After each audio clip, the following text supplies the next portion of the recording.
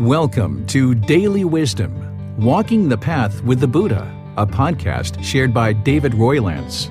This podcast is dedicated to guiding you to completely eliminate the discontent mind and the suffering it causes by attaining enlightenment. Learn and practice the teachings of Gotama Buddha that will guide you to fully attain a peaceful, calm, serene, and content mind with joy. To support this podcast, visit patreon.com/support Buddha or visit buddhadailywisdom.com, where you will discover a full range of courses, retreats, and online learning resources to assist you on the path to enlightenment. Now, here's our teacher to share more.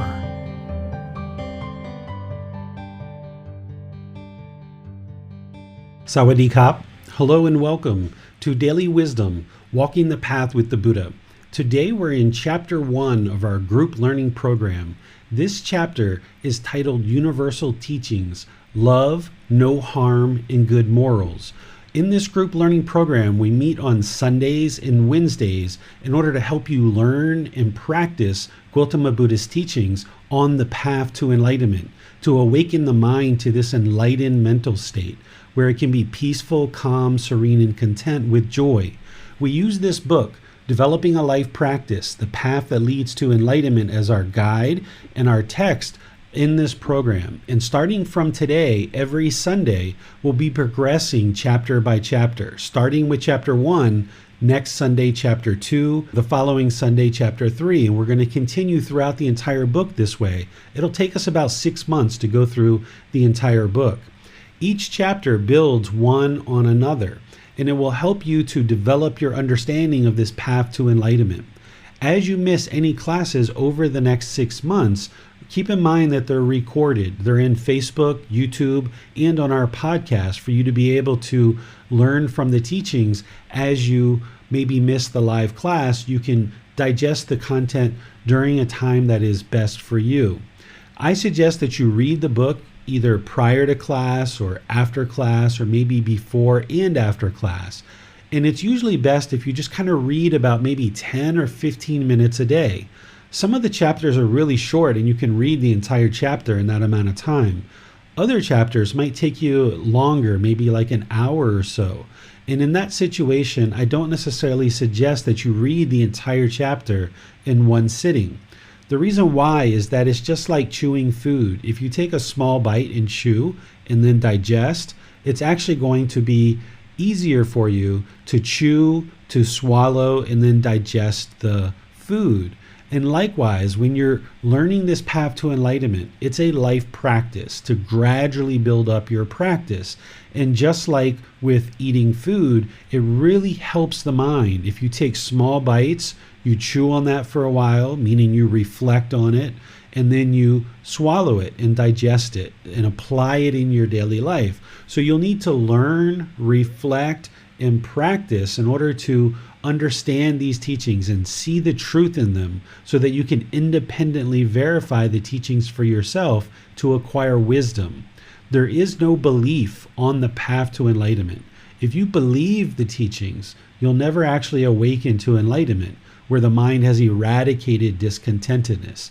You need to get to wisdom in order for the mind to acquire the understanding that it needs to make wiser and wiser decisions, leading to wholesome outcomes. If someone was to just believe the teachings, they wouldn't know if they were true or false, and their mind would still experience discontentedness because they wouldn't be able to get to that stable, steady, unshakable mind because the mind still doesn't know the truth or not. But by learning, reflecting, and practicing, then you can see the truth on your own through your own independent verification, which leads to wisdom. Each student needs a teacher where you come to classes or you digest their content through various resources like books, videos, podcasts, classes, these kind of things, in-person trainings. Everybody needs that guidance, but you always need to keep in mind that this is an independent journey, that you're walking this path alone. Even though you may have significant others, you may have children, you may have family members, you have a teacher, these types of things, You always need to keep in the forefront of your mind that you're on this path alone, and it's up to you to actively pursue the path to enlightenment through gaining the understanding of these teachings through active learning. And by doing that and not allowing the mind to become complacent and realizing that you're really in charge of your own destiny, then you can kind of be sitting on the edge of your seat, actively pursuing this path and always looking for improvement. And then at the same time, you need to make sure you're not pursuing this path with a whole lot of craving, desire, attachment, where the mind is longing with a strong eagerness, wanting this mental state that is peaceful, calm, serene, and content with joy. If the mind was complacent and lackluster and really didn't apply any effort, the mind's never going to get to enlightenment. But also, if you're craving it, wanting it, desiring it, having this strong eagerness to acquire enlightenment, you're not going to get it that way either. So you've got to find this middle way, which is something we're going to be talking about in chapter 6. This middle way is where the mind can just gradually, slowly pursue the path to enlightenment with determination, with dedication, and with diligence. Not complacent, but not chasing it either. Just gradually working towards the goal. And that's why I suggest 10, 15 minutes of reading, maybe 20 minutes a day, because you're also going to be meditating during your day as well. You're going to be having 2 or 3 meditation sessions. So you put all of that together, your meditation sessions and your reading, that's about 2 hours worth of work. Maybe on the low side, maybe an hour and a half. Once you get your practice up and running, it's about a good hour and a half to 2 hours a day dedicated to this path. And if you were reading with large chunks of time, then it's much harder to chew on that. It's much harder to reflect on that. It's much harder to apply it in daily life and actually see the results. So by finding this middle where you can be dedicated, determined, and diligent, you can just take smaller bites and gradually pursue this path as you go forward. You're welcome to come here every Sunday and Wednesday. On Sundays, we'll have our talk on the chapter that we're covering. On Wednesdays, we're doing either breathing mindfulness meditation, loving kindness meditation, or chanting in order to help build up that aspect of your practice. And as you join live, you're able to ask questions. In Facebook, YouTube, or Zoom, you can submit your questions in the comment section. Our moderators will see that and then be sure your question gets asked during the class. If you're in Zoom, you can electronically raise your hand and ask any questions or follow-up questions directly. So I would like to thank all of you who have been with us over the last 4 weeks, learning this kind of preview of what this path is involving, because that's what we've done over the last 4 weeks, is kind of given an overview of what the path to enlightenment is. And now today we're starting at the beginning of the book, and we're going to progress for the next 6 months through this resource to help you gradually learn. And you can go back, if you haven't seen the talks that I did over the last 1 month, you can go back. They're in a YouTube playlist that will show you step by step each one of the classes, both on Sunday and Wednesday, because we did a 4-part series on breathing mindfulness meditation. And if you're joining us for the first time, I'd like to welcome you as well and thank you for being here, because learning and practicing the teachings of the Buddha really help to improve your life, the life of the people around you, and all of humanity. It's absolutely the best thing you could be doing for your own life, is learning and practicing these teachings to awaken the mind. And what you'll notice is as you do, the mind will move closer to this peaceful, calm, serene, and content mind with joy. Your relationships, personal and professional, will improve. You'll also see an improved focus, concentration, clarity of mind, and memory start to make its way into the mind, where you'll be able to use that in daily life. And you'll observe that discontentedness, things like anger, frustration, irritation, annoyance, guilt, shame, fear, boredom, loneliness, shyness, resentment, jealousy, all of these uncomfortable and unwelcomed feelings will be gradually diminished. And if you're able to be diligent throughout this life, you may even get to enlightenment, where they'll be completely eliminated from the mind. And this is where it will reside, completely peaceful, calm, serene, and content with joy. This very first chapter in the book, titled Universal Teachings, Love, No Harm, and Good Morals, I wrote this chapter because I was understanding that the vast majority of the students who tend to learn with me are coming from other aspects of their life, different traditions, different backgrounds, and not everybody has been involved in Buddhist teachings. And even if they've been involved in Buddhist teachings, it might have been a different tradition of Buddhism or with a different teacher.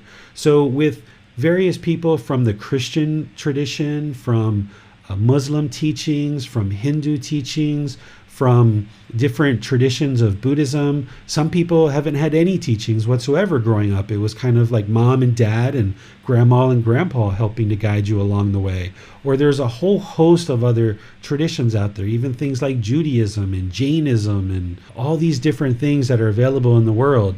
And because people are coming from so many different places and having learned so many different things in the world, I felt that it was really important for this first chapter to help create this bridge for you to see how to move from where you currently are into learning the teachings of the Buddha to really complement you and support you along this path. So the first part of today's talk, what I'd like to share with you is kind of the why. Why did I write this chapter? Why did I start the book with the universal teachings of love, no harm, and good morals? Well, as I was mentioning, the very first thing that I was interested in is helping practitioners to observe that many of the teachings out there, all the different traditions, they're basically founded in these same universal teachings: love, no harm, and good morals, which we're going to get to in this class and explain what those really mean. So whether it's Christianity or Muslim teachings or Hindu teachings or Judaism or any of these other traditions that are out there, they're all kind of talking about these same three topics in one way or another.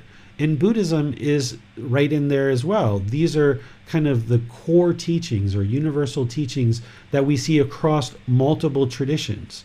This is where learning the Buddhist teachings can help you to gain some more clarity on the things that you've already learned. So if you have learned Christian teachings or Muslim teachings, Hinduism, or any of these other traditions that are out there, by learning the Buddhist teachings, if anything, what it will do is not only help you on this path to enlightenment and ultimately potentially attain enlightenment, but it will actually help you to understand these other traditions in a much different perspective.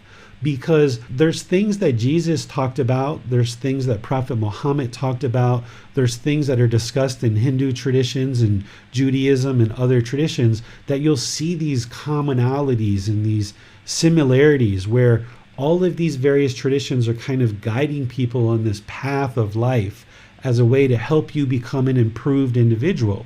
If you have enjoyed those traditions in the past, or maybe you didn't understand those traditions in the past, you can look at the Buddhist teachings as a continuation of helping you to learn and practice as a way to evolve and grow as a human being.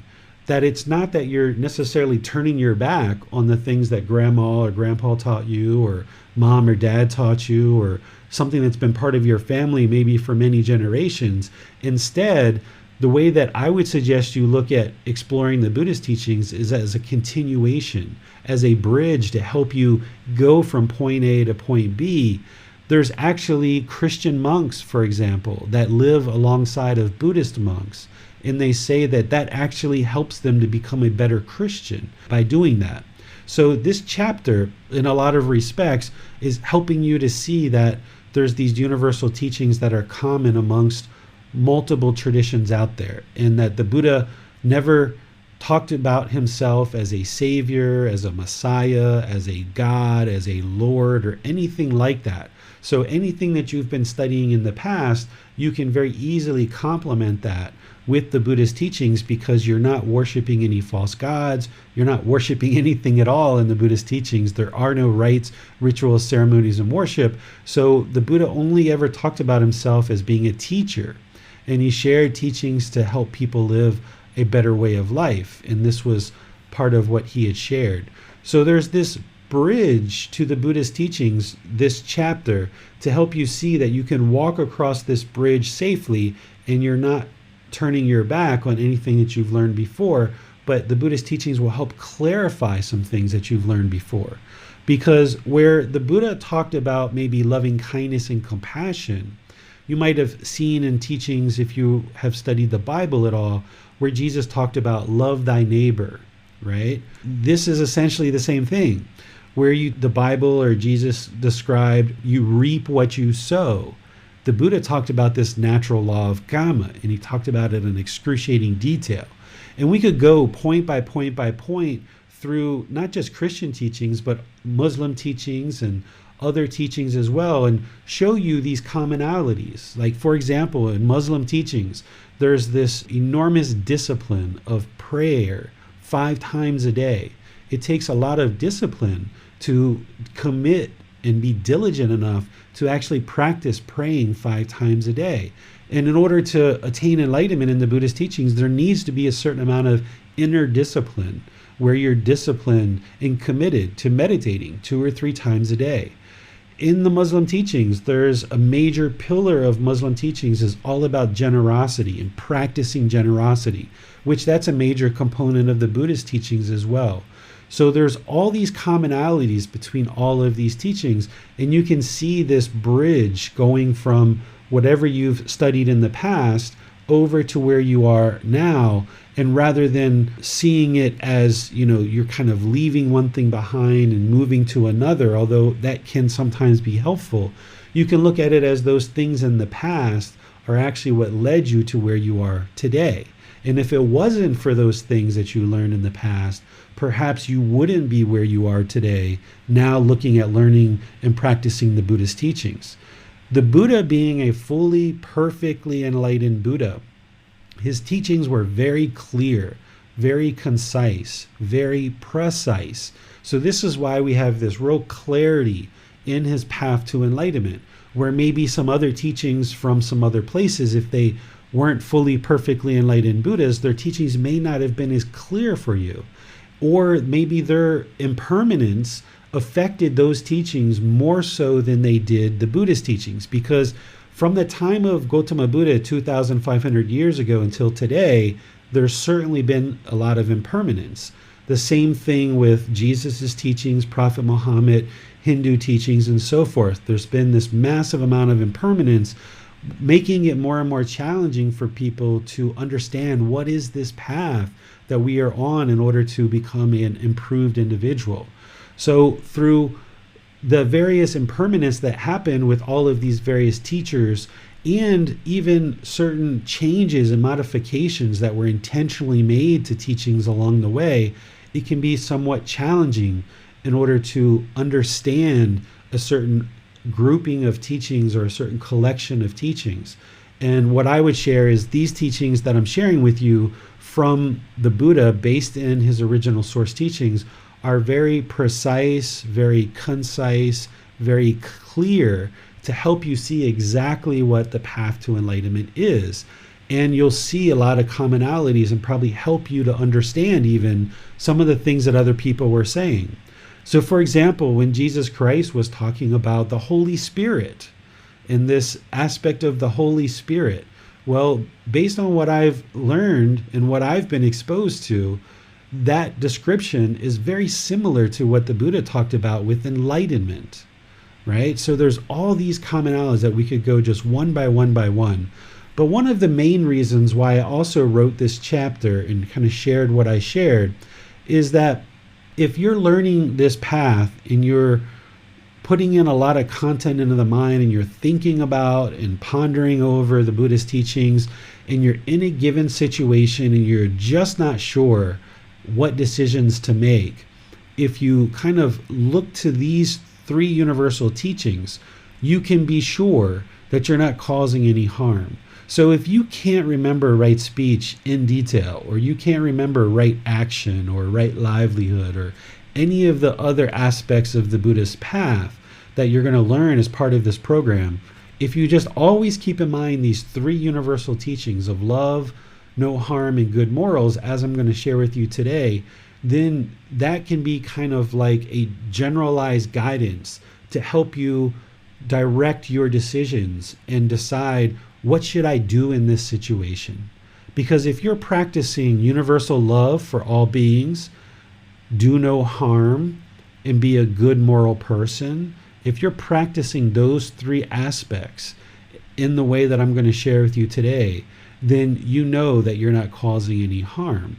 And of course, throughout this program, you're going to learn a lot more detail than just these three universal teachings. But perhaps in certain situations, if your mind is discontent and it's shaken up really badly and you're not quite sure what to do and you really need to make a decision, just always reflect back to universal love of all beings. Just show love to all beings.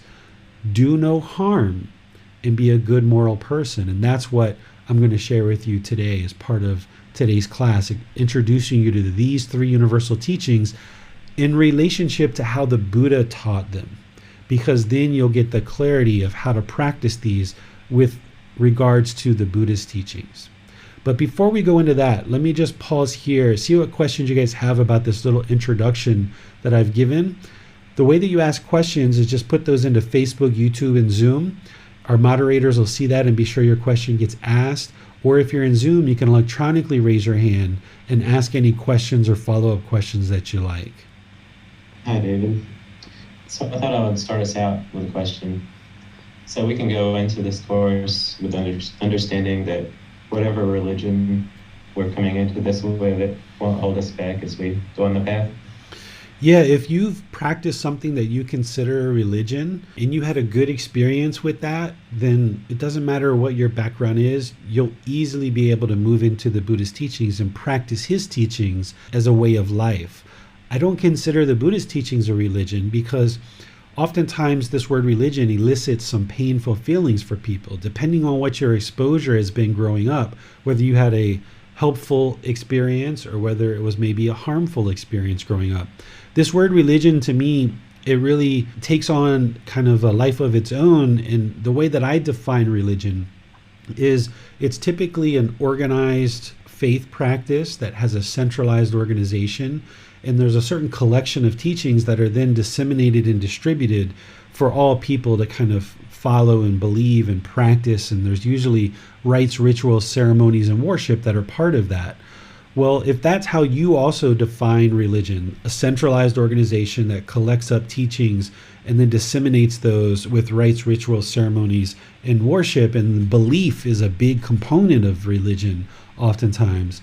If that's how you also define religion, then the Buddhist teachings aren't religion, because there's no centralized organization that's collected up his teachings and distributes those.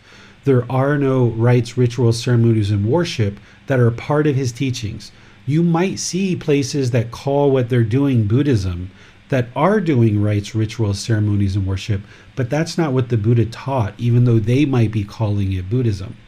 And if you are practicing the teachings in such a way that you understand that it's a better way of life, that there's no belief here, it's not about believing anything, that belief isn't going to lead to enlightenment, then if you understand these things, then if you had a good experience with religion in the past and you want to consider the Buddhist teachings a religion, then go for it. But I don't necessarily consider it a religion. If you had a negative experience with religion based on any kind of upbringing or any kind of exposure that you had, then you can leave those experiences and those conditioning behind and realize that what you're moving into and starting to explore is this better way of life, this guidance that the Buddha shared about how to train the mind and how to awaken the mind and how to make wise decisions. And by making wise decisions, our decisions are more wholesome, and therefore they lead to more wholesome results. There's no rules here. There's no sin here. There's no followers here. All that the Buddha shared was, here's what I did to awaken my mind. And he didn't go out and try to guilt, shame, or fear people into learning and practicing his teachings. He accomplished what he accomplished in his own practice. And he was making himself available to others because he knew that he had discovered something that nobody else knew at that time. So he wasn't pushing what he had learned onto others because he didn't have any craving, desire, attachment. He had eliminated all of that. His mind was utterly peaceful. So anytime you look at the Buddhist teachings, you should always look at them as guidance. Even if somebody translates it as training rules or sin or rules or followers or any of these other kind of words, you should always look at the Buddhist teachings as just kind of like a humble teacher who accomplished this enlightened mental state, and out of the kindness and generosity of his heart, he made himself available for the next 45 years to share with people how to accomplish the same thing that he accomplished in his mind. He wasn't pushing that on anybody. He just dedicated himself to helping others out of compassion. Compassion is concern for the misfortune of others. He was concerned for others' misfortune because here he had attained this peaceful, calm, serene, content mind with joy, but yet everywhere he looked, people were having utter discontentedness, anger, frustration, irritation, annoyance, guilt, shame, fear, boredom, loneliness, shyness, resentment, jealousy, stress, anxiety. Here he was, in this very peaceful mind state and knew exactly how to accomplish that. But everyone around him, it was like everyone was on fire. So he made himself available for those who were interested to learn and those who were interested to understand how to accomplish that same mental state. He didn't say that, these are rules you have to follow, these are commandments, all these bad things are going to happen to you if you don't follow my teachings. He never approached it that way at all. It was, okay, if you're interested in learning how to attain this peaceful mental state, here's how to do it. And I'll make myself available for the rest of this life in order to allow others to understand how to do that. And that's what a Buddha essentially does. What is it that allows Buddhism to coexist with religions? Is it that last part that you're talking about, the lack of rules? Because that's quite rare with most religions. They're sort of exclusive to each other. Yeah, with an enlightened mind isn't going to talk down about others or other traditions. An enlightened mind isn't going to look at others in a negative way. An enlightened mind isn't going to try to guilt, shame, or fear people into doing one particular thing or another. An enlightened mind is all about liberation from all of that stuff, getting rid of the guilt, shame, fear, and all the other discontent feelings.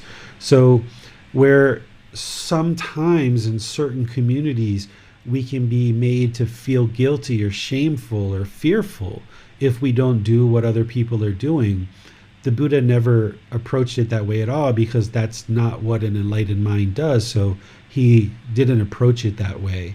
And if other traditions that you're part of are saying that, that is the way, and if you don't believe in that tradition, or you worship false gods, for example, that, all these horrible things are going to happen to you, if that's what you've been taught, well, the Buddha's teachings, there's no worship whatsoever.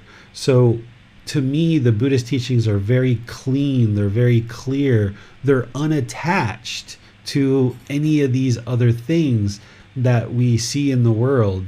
And a Buddha's interest is just to help people eliminate their discontentedness. They're not trying to discuss politics and try to persuade people in terms of politics. The Buddha never discussed politics during his lifetime. He encouraged his ordained practitioners to not discuss politics.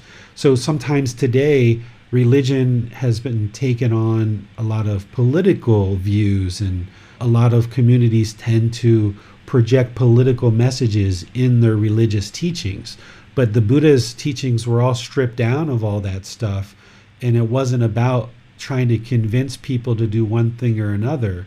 It was about how to escape all of that heartache and all that misery and getting to this peaceful mental state. Doesn't mean you can't ever discuss politics. It just means that the Buddha himself chose not to discuss it, because that's not what leads to liberation. And he was only interested in discussing the teachings that lead to enlightenment or liberation of mind. So the Buddha was never in competition with any other tradition. In fact, most of the traditions that we have today all came after the Buddha, except for maybe like something like Hinduism. That was around before the Buddha. But everything else that we've now are experiencing, like Christianity, Muslim teachings, and other things, have largely come after the Buddha. So, and even if those things did exist, he wouldn't have talked in a derogatory way about those things, because that's not what an enlightened being does. An enlightened being just kind of meets people where they are and then helps them as they seek guidance. It's up to the students to seek guidance from the teacher.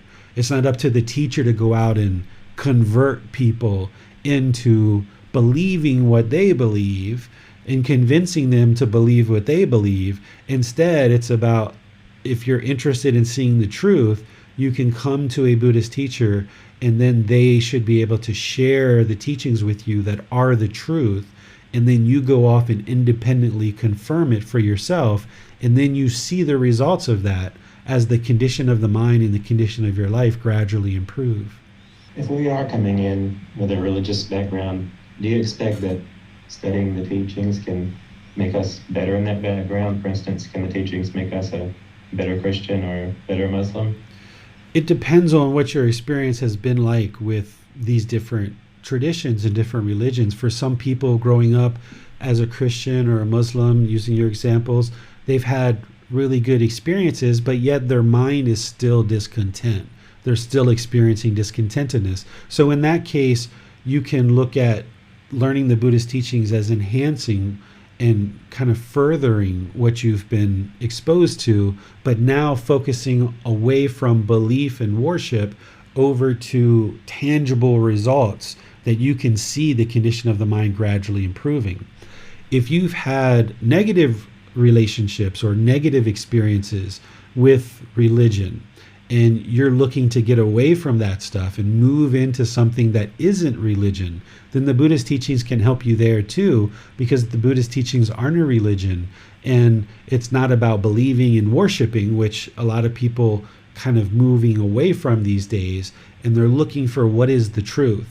And that's what, to me, the Buddhist teachings are, is they're sharing the truth to help you see what are these natural laws of existence, what are these kind of life-affirming teachings that will guide you in this wholesome direction of enlightenment and allow you to gain wisdom to make wiser and wiser decisions, leading to more and more wholesome outcomes. So no matter what your experience has been like in any of these different traditions, either positive or negative, the Buddhist teachings are going to be right there for you to help you progress and evolve as a human being to become an improved human being, because that's pretty much what people are looking for that are on this path to enlightenment, is how do I become an improved human being, or how do I improve my life? Some people, they've been praying and worshiping and all these rites and rituals for many, many years, and their life isn't necessarily getting any better for them. They're like, what is going on here? I need something that's going to help me improve my life. Well, if that's where you're at as well, the Buddhist teachings are there to help you, and you'll see some more clarity with probably the teachings that you've studied before, or you can just leave those teachings behind and just completely move into something new like the Buddhist teachings. It's up to you how you choose to do that. But as we go in this program, there's actually one particular chapter that I will help you. If you have experience in Muslim teachings and you are respectful of Allah and you want to maintain this relationship with Allah, I'm going to help you see how to do that along with the Buddhist teachings. If you have a relationship with Jesus Christ and God and you would like to maintain that, and that's been a healthy part of your life, I'm going to show you how you can maintain that while also progressing on this path to enlightenment. And if you have no interest in this being referred to as Allah or God or anything else, you have no interest in that whatsoever, then these teachings are going to help you see how to progress to liberation, to this peaceful mind, to enlightenment without those things. Because while some people can maintain those relationships if they would like to, you don't have to. You don't have to have a relationship with this entity of God or Allah in order to attain enlightenment, because everything is based on your own decisions. God isn't granting enlightenment, but instead it's based on your own decisions. So something that you're probably hearing here with me, it's all about free will choice. There's not just this one locked in way that everyone's got to learn this, everyone's got to believe this, and everyone's got to be committed to following these rules. That's not what the Buddhist teachings are. They're not a bunch of rules. They're not a bunch of beliefs. They're not a bunch of worship. It's about free will choice. And when you have the wisdom of how to make better and better decisions, the way that Basam practices the Eightfold Path, while there's going to be some similarities there, his personality and his decision making is going to be unique to him versus Nick or James or Manal or Jacqueline or anyone else. While there's going to be these commonalities of this common guidance that the Buddha provides, there's going to be this uniqueness of our own personality and what we bring to the table in terms of our life practice. So in any one given situation, there's never just one right answer. There's always 10 million right answers. And then there's kind of like the wrong answer, which is, let's not get angry, frustrated, irritated, even though you're probably going to still experience that in the unenlightened state. Those discontent feelings are going to lead to unwholesome results, but you're in the process of eradicating those and eliminating those. So they're going to slowly diminish. But in terms of learning the Buddhist teachings, there's not just this one locked in approach. There's this free will choice. And then there's 10 million right answers to any given situation. And that's where your personality and your uniqueness is going to come into this. And you'll be able to function as a liberated human being. And while your decision and my decision might be completely different, they're both leading to wholesome results. That there's more than just one right answer. And it's really important to always keep that in mind, that there's more than one right answer, and it's all about free will choice. Thank you, David. Let's go to Nick now. Hello, teacher. Hello, I Nick. got a question from Kaya. For new people, do they need to do all things in the teachings from the start? Or can they start with the 3 universal teachings, then progress from there? Yes, that's what I suggest, is that people start very basic and then build up from there. While each week we're going to be covering a new chapter, and some of these chapters are much more meaty than others, you really kind of have to focus in on, what do I need to really build up the most? Even though you're progressing through the program and you're learning each chapter, you're not going to be able to incorporate everything that I teach you in 6 months in 6 months. That's why James has been through this program. This is his 4th time. I think this is Basam's 2nd or 3rd. I think Manal's 2nd or 3rd. Jacqueline's 2nd or 3rd. Many people have been taking this program multiple times because it takes you a while to really digest what's being offered and then implementing it into your life. And whenever you go through a certain learning situation or a learning opportunity, what the research shows is you kind of, the first time through, gain about 10% of the learning that's there. And then the second time you get about 30 or 40%. And then the third time through you get like about 60 or 80%. And then the 4th time through, maybe you've kind of increment that further and further up. So I give guidance in the book about the core teachings to really focus on, which are the 3 universal truths, the 4 noble truths, the Eightfold Path, the 5 precepts, the 10 fetters, the 7 factors of enlightenment, and meditation. These are the 7 things that I say, okay, these are the core teachings. Pay the most attention to these as you're first building your practice. But in this program, we're going to be covering a lot more than that. But in terms of building up your practice, those are the things to really start with. And those are part of chapters 3, 4, 5, 7, and chapter 11. So even though we're covering about 24, 25 chapters, there's really only about 4 or 5 of them that are like what I would consider the core teachings that you really need to kind of ramp up as you get going in developing your life practice. But there's no harm in you continuing to learn, but just in terms of your private practice and what you're doing on a day-to-day basis, you'll see the list about 2 or 3 different places in the book where I lay out what are the core teachings, and really pay attention to these core teachings as you get started. And then even this first chapter here, the universal teachings of love, no harm, and good morals, this is like a really good place to start because it's a good warm-up for all of those other things that I just mentioned. So for clarification, you're saying slow, gradual process. Start from here, the beginning of the book, and not to think of things like I'm a bad person if I eat meat or etc. Just start off slowly.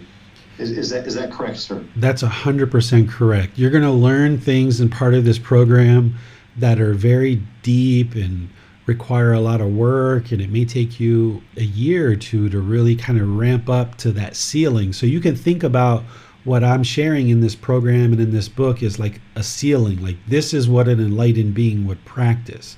And then you're kind of gradually working your way up to that. And even the Buddha talked about that gradual progress.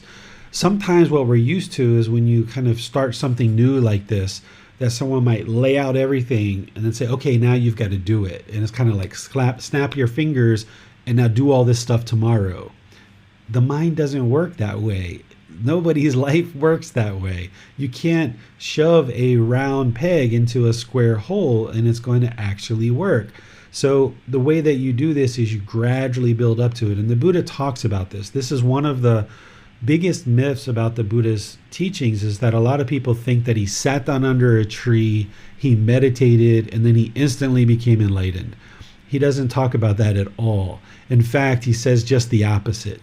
He talks about how it's gradual progress to this mental state of enlightenment, because you have to gradually shed certain things that the mind is holding on to. So you can think of it like an onion. The mind is like this onion that you're gradually peeling back layer after layer after layer. And those first outer layers are kind of easy to peel off. But then when you get deeper and deeper into the core of the onion, it's a lot harder to pull those layers back. And you might even be crying a bit when you're doing it because the juice of the onion is getting into your eyes. Well, the same thing, when you first start this path, it's like, oh, great, meditation. Let's do some meditation. The first few weeks, you start noticing these improvements and you're like, oh, wow, the mind's getting so much improved. But, you get 6 months, a year into this, 2 years into this, you're dealing with attachments that have hung around for a lot longer. So they're more deeply rooted. But your practice is more developed by that time, but you're peeling back these harder and harder layers. And, there can be some tears along the way. And that's where your teacher comes in. That's where your community of other practitioners comes in, that you reach out when you need help and you need encouragement, you need motivation, you need support. That's what we're here for. So all of us working together, we're supporting each other in our journey to enlightenment, realizing that it's completely a personal journey, that it's completely gradual, and there's no judgment of where one person is versus another. So, just for example, say there's one practitioner that doesn't eat meat, and there's one practitioner who does eat meat. We can't compare those people and say, oh, this person's better than this person. That's not what this path is about. This path is about eliminating judgment, eliminating this measuring and comparing. And you can't actually compare one person to another, because everybody's practice is unique and everybody's practice is different. Everybody's at a different point in their practice. Some people aren't ready to let go of meat, and that's not something that they're really looking at doing right now. But other people, that was maybe one of the easier things for them to let go of. So everybody's practice is very different. There's never a time where you should be made to feel guilty or shameful, or you should even make yourself feel bad about eating meat, for example. That's just where you are right now. And it takes time to gradually move away from that. Since you brought up meat, it took me, 2 or 3 weeks when I initially decided to really give up meat. But I was kind of dabbling with it for a few years before I actually, decided to really get rid of it. But even when I got rid of it after 2 or 3 weeks, I still ate eggs and dairy and cheese for another 6 months before I really made a concerted effort to get rid of that stuff. And I could feel the changes in the body and the mind that were gradually occurring. Had I tried to do that really abruptly, I don't think the mind would have appreciated that, and I don't think the mind would have held the decision. When we make these gradual decisions, the mind likes that better, because remember the 4 Noble Truths, that the mind doesn't like impermanence. It doesn't like change. So another way to say that is the mind craves permanence. So since the mind is craving permanence and holding on, one of the ways that you kind of create a stable practice of gradually getting the mind away from these things and making it a more firm decision is you gradually move in the direction of enlightenment, and the mind almost kind of doesn't realize that that's what you're doing. Because if you took these real abrupt decisions and you kind of went cold turkey on things, that's where the mind oftentimes gets jolted, and it doesn't like that impermanence, and will oftentimes revert back to the habit or the behavior that you're trying to get rid of. So when you make these small gradual changes, it's more comfortable for the mind, and they're longer lasting, and you'll be sure that you'll stick with that decision for a long period of time, because that's what you're trying to do with your life practice, is you're trying to make these permanent changes. But you can't make those permanent changes in a snap of a finger and that they'll hold. It's better to do this gradually, and that's where you'll see the best results. We have a question on Facebook from Adrian. I've been told that to be Buddhist, you take refuge in those who subscribe to, for instance, Christianity, are Christians practicing Buddhist concepts. Should this be the correct mindset? The thing that you're probably hearing about is people have created this ceremony called taking refuge in the Buddha, the Dhamma, the Sangha, or the Buddha, the teachings, and the community. This is something that was created after the lifetime of the Buddha. It's not part of his teachings. It's a ceremony. It's a rite, ritual, ceremony, and sometimes there's worship of a statue that people will introduce you to as part of that. And what they say is they do this ceremony and they have you recite the 5 precepts, and then they say from that point forward, okay, you're committing to this path. But once again, that's something that was created after the lifetime of the Buddha. It's not part of his teachings. There is no conversion to Buddhism. There's no such thing as converting to Buddhism. There's no such thing in terms of the Buddhist teachings that what he taught during his lifetime about having this ceremony to become Buddhist. Because remember, the word Buddhist didn't even exist during the lifetime of the Buddha. The Buddha himself wasn't Buddhist. He didn't have any ceremonies for people to do in order to start learning with him. It was him delivering teachings, and people just showed up to learn. There was no label of like, okay, now you're a Buddhist. So these things have come about after his life, and that's where people kind of collect up teachings, and now it starts becoming more of a religion where there's these rites, rituals, ceremonies, and worship. What I would share with you is that it's better if you don't associate this label of Buddhism as being who you are as a person, because you're going to just have to strip that away later anyway. People sometimes ask me if I'm Buddhist, and depending on what kind of conversation it is, if it's one that's going to be involved, I make sure people understand that I don't consider myself Buddhist, because that's part of that self-identity that you have to shed anyway. Sometimes if I'm just kind of moving about and, it's a 2-second conversation, it's just easy to say, oh yeah, I practice the Buddhist teachings, but I don't identify with being a Buddhist. And if we drop those labels, not just the Buddhist label, but Christian, Jesus Christ wasn't a Christian. He was just a teacher, right? That word Christianity came after him. And if we drop these labels, not only about religion, but political parties and, sexual identification and all of these different labels that society wants us to adopt. If we drop those labels and just realize like, no, I'm just a human being. There's this physical body, there's this mind, there's this human being. That's what I am. I'm a human being, and we're all the same. If you can get to that and not worry about the ceremonies, not worry about the worshiping, not worry about these labels, then that's where people can just say, okay, I'm learning some teachings that are going to improve my life, and I'm going to learn this better way of life. It's not about being Christian or Buddhist or Muslim or Buddhist or Jewish and Buddhist. It's just about being a good human being and practicing universal love of all beings, doing no harm, and being a good moral person. And doing that, you'll become more and more of a human being. We can drop all those labels, and it will actually help the mind to get liberated from trying to fulfill and be a certain identity of one of these labels that people oftentimes would like to assign to us or get us to adopt. Thank you, David. Let's go to Bassam now for our Zoom questions. Thanks, James. We have a question from Rick. It says, I get confused regarding when you say that Buddhism is not a religion, because, among other things, it is free of rites and rituals. As I understand it, there are rites and rituals. For instance, the chanting you begin and end meditation sessions with to help ease us into and out of meditation. There are also certain days where people follow more precepts than usual, etc. Can you elaborate on how you differentiate these with the rites and rituals found in other religions and institutions?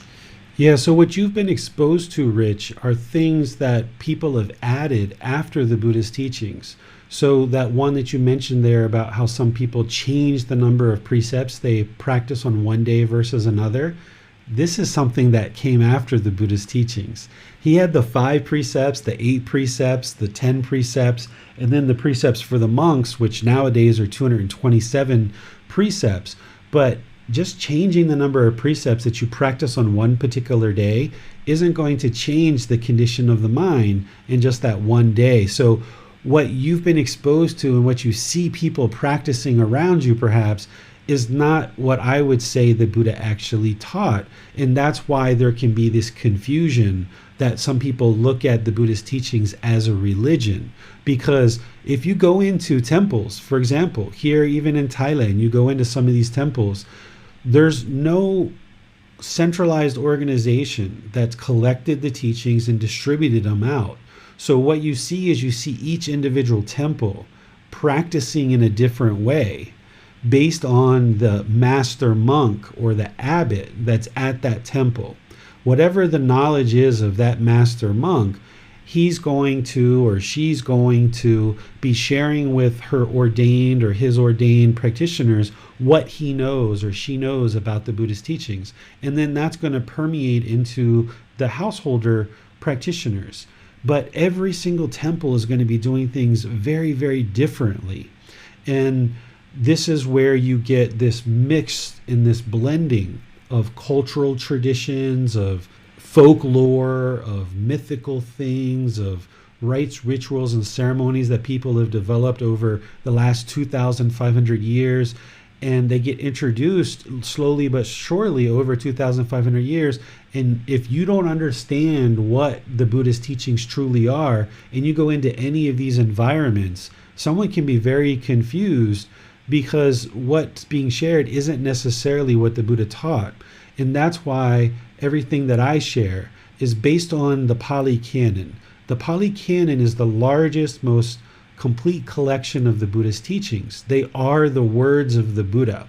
And when you go back to the Pali Canon and you see what the Buddha actually taught, you can see very clearly that the vast majority of what's being taught in most temples isn't what the Buddha actually taught from the Pali Canon. See, we grew up in an environment where there's just one book. There's the Bible, right? And pretty much every hotel room has a Bible. And you would think like, okay, everybody must have the teachings of the Buddha. Every temple must have the teachings of the Buddha, right? Well, the answer is wrong. It doesn't happen that way. The Buddhist teachings are actually these big, large books like this. There's 45 volumes of these books that are about, if you can't tell, this is about 6 inches thick. There's 45 volumes of these, and you can't put that into every hotel room. Believe it or not, you don't have to believe it. You can go look for yourself. Not every temple even has these books. The vast majority of the temples that I've been to in my life, they don't have these books. I've been to over 200 temples, and I've only ever seen maybe 2, 3, or 4 that will actually have these teachings that are there and available for people.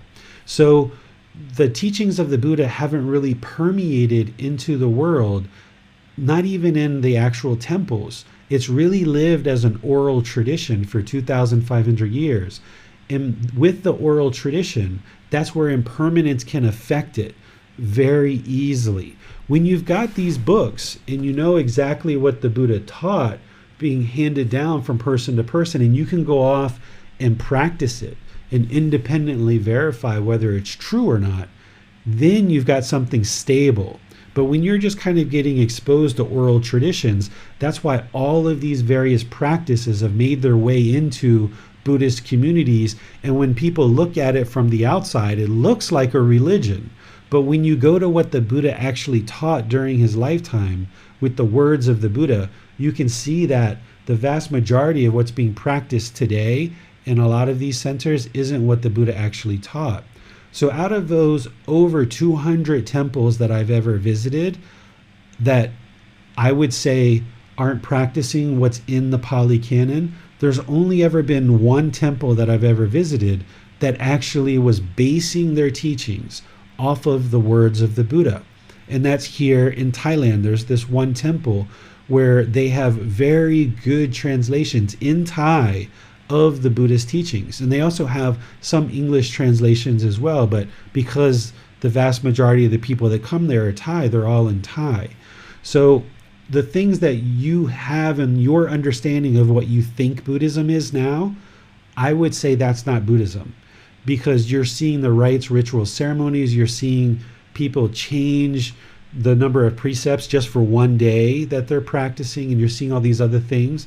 The more that you learn what I'm sharing and what these books have in them, which are the words of the Buddha, you'll start to see more and more clearly what the Buddha actually taught, which is training the mind. It's guidance to train the mind. It's not rites and rituals. One of the main fetters that he taught, the wrong grasp of behavior and observances. And the fetters, remember, this is the pollution of mind. This is the taints. These are the balls and chains that keep someone bound into the cycle of rebirth. If somebody thinks that it's rites, rituals, ceremonies, and worship that leads to this enlightened mental state where the mind is trained to see clearly and be peaceful, calm, serene, and content with joy, if they think that ceremonies are going to do that for them, then their mind is still defiled. It's still polluted, not in a judgmental way. We're not talking about it that way. We're talking about what is true reality. So even in this Buddhist tradition and throughout the Buddhist world, where you see people practicing rites, rituals, ceremonies, and worship, I love them dearly, but they're not practicing what the Buddha taught, because the Buddha taught to not do those things because they don't actually lead to this enlightened mental state, because they're just ceremonies and worship. But because of that free will choice that I talked about, and that everybody's open to make their own free will choices, and because there is no centralized organization that shares these teachings into the world, every single temple is free to do whatever they would like to do. And there's nobody that's going to tell them differently, because every single temple that's established, the lay people who donate the land and donate the money to build it will go out and search for a monk, a leader, who they say, okay, this is the person who's going to lead our temple, and they will invite that person to come teach at the temple. And the monk isn't forcing themselves into that temple. He's being invited, or she's being invited, to be the master of that temple. And now the lay people and the ordained people will respect that person because they've selected that person. But that person has the free will choice to share any teachings in the world that they would like to share. There's nobody that's going to come in and tell them otherwise, because it's all about free will choice. But if you go to a temple where they are basing their teachings on the words of the Buddha, you won't see rites, rituals, ceremonies, and worship. And what you'll see is you'll see people that are learning discourses, that are learning the actual teachings, that are being guided to discover the truth and acquire wisdom. You'll see them meditating in order to eliminate craving, anger, and they'll be working to eradicate ignorance through gaining and acquiring wisdom. This is the path to enlightenment that the Buddha taught, and you can see it in his own words when you look at his actual teachings in the Pali Canon. So that's why you don't have to take my word for it about what the Buddha actually taught. You can look at his words, But then even when you see his words in these books, you don't believe those either. You independently confirm that they're the truth to acquire wisdom. So when I started learning from the text in a lot of cases had some really challenging language, but I didn't believe anything that I saw in those books. And because I didn't believe it and I went out and independently confirmed it, that's where the wisdom comes into the mind. So don't believe what I say.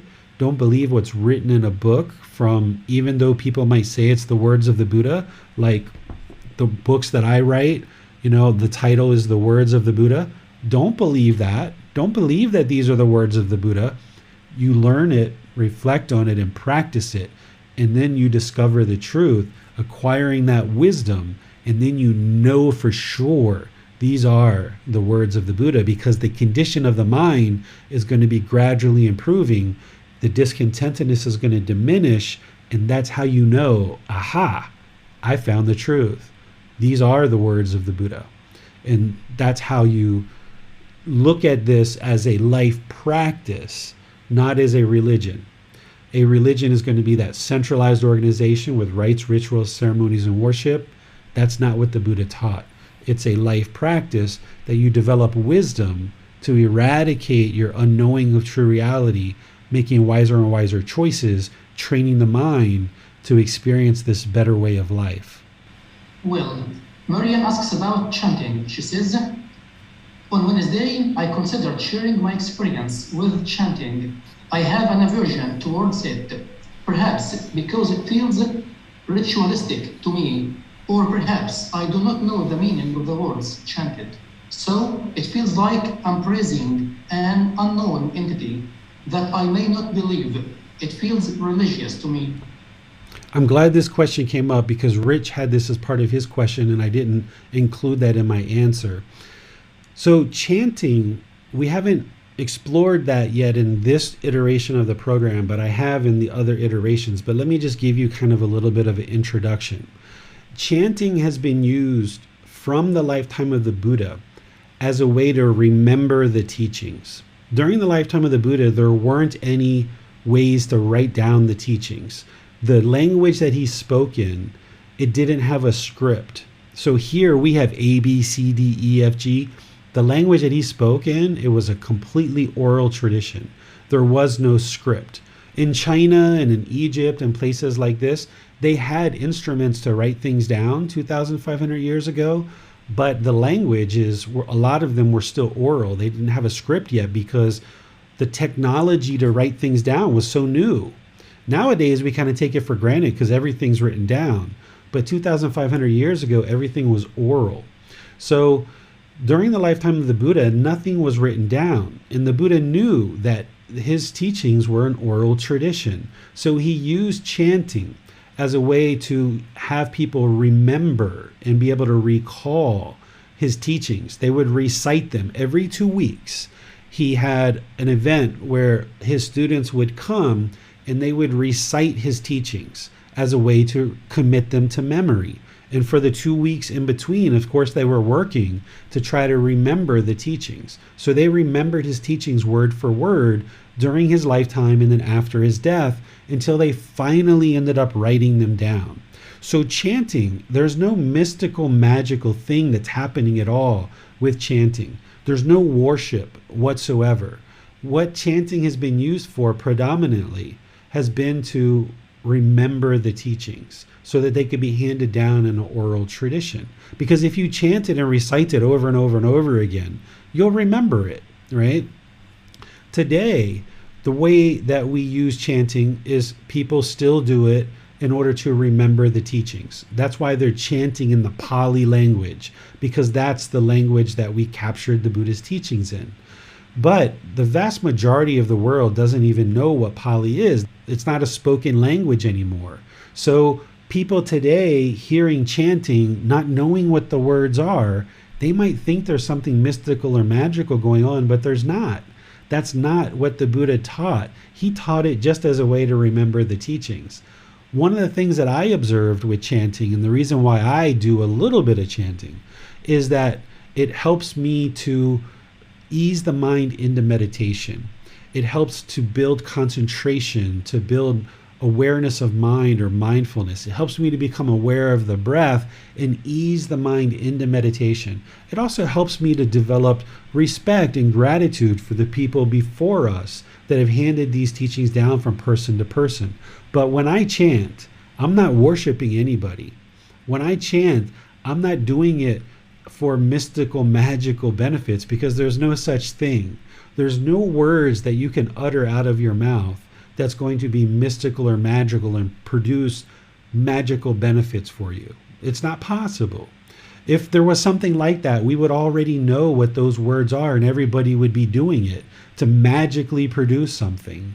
Humanity has been around for enough years that if there were some magical words that we could say and it would magically produce some kind of benefit, we would all be doing it everywhere and keep producing that magical thing over and over and over again.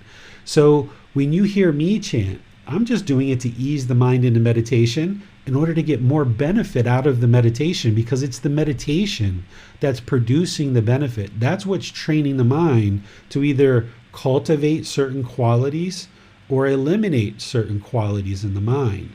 We're cultivating these wholesome qualities and eliminating unwholesome qualities. So we're training the mind. That's what this whole path is about. So chanting has nothing to do with any kind of worship or rites, rituals, ceremonies, although there's a lot of people in the world who are doing it for those reasons, and they believe in their mind that it is producing some kind of benefit. But that's part of those wrong observances and wrong behaviors. That's part of that pollution of mind that the Buddha was talking about that has to be eliminated in order to attain enlightenment. So one of the easy ways to tell if a temple community is actually practicing the true teachings or not is if they're chanting and they're telling you that this is going to create a longer life for you, or it's going to eliminate unwholesome karma, or it's going to help you bring back your husband or wife, or it's going to help you get to enlightenment. It's not true.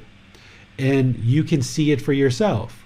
If somebody says, chant this chant, and it's going to give you a longer life, okay, so your temple community's been doing this for many years, right? Yeah, we sure have. Okay, so look around. Do you see any 150, 200, 300-year-old people sitting around? Of course not. Right? So that's how you can see the truth for yourself, that you independently verify what you're learning. So if somebody tells you something, their mind might be diluted. Their mind might be confused. They might be operating on belief, but you yourself shouldn't be operating on belief. So when somebody tells you something, hey, do this chant and it's going to help you live a longer life, well, right away, you should put that into practice. You should start reflecting on it in terms of not practicing the chant necessarily. But if this is true, then you should see 300-year-old people sitting around in the temple. And if you don't see that, then through your reflection, you know that there's just no possible way for this chant to produce the benefit that they're talking about. So this is where you have to evolve beyond this delusion, this confusion, this ignorance, this unknowing of true reality, and see things clearly for what they are and see what the Buddha actually taught. There's nowhere in the Pali Canon where he says that you should chant in order to get a longer life, or that you should chant in order to eliminate unwholesome karma, or you should chant in order to get more wealth or a nicer house, or even get to enlightenment. Chanting is not part of the Eightfold Path. The Eightfold Path is the path to enlightenment. There is no step that says right chanting, right? So if you look at the words of the Buddha and you use that as your foundation, then you can see what did the Buddha truly, truly teach, and what is it that leads to enlightenment. And the more you learn that, you reflect on it and you practice it, you see the truth for yourself, that the condition of the mind is gradually improving. Well, Marian says, thank you. I understand the idea of easing the mind into meditation. The tune is coming. I'm interested in the translation of the Pali words you are using in chanting. Yeah, we're going to get to that in about 4 weeks from now when I do the chanting class. We're going to do a 4-part series.